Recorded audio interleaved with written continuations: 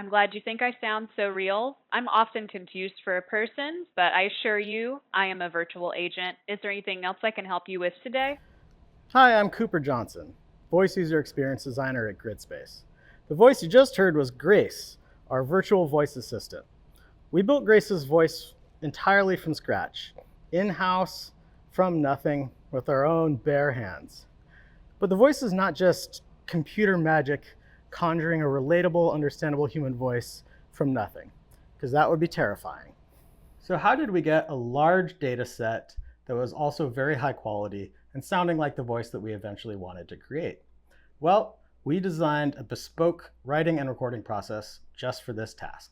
And the fun part is we based the whole process on best practices and lessons learned from recording voiceovers in the animation industry, because someone at this company used to work in voiceovers for the animation industry.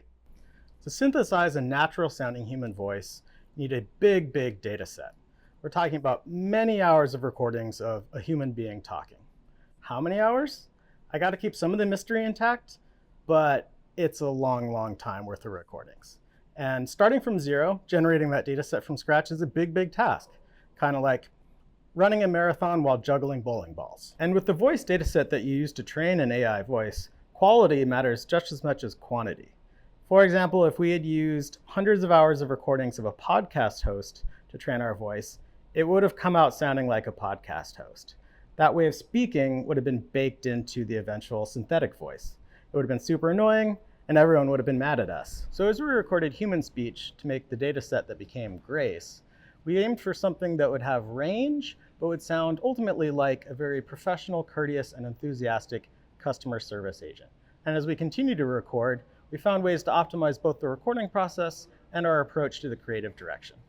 And since those days, Grace's voice has evolved, but that's thanks to evolutions in the technology underlying the voice, our large language models that power Grace's voice to this day. But we've maintained an almost fanatical devotion to consistency when we expand the voice data set with new recordings for Grace. Talk to Grace yourself at gridspace.com and tell us what you think of the voice, or better yet, tell her what you think. Where's my computer?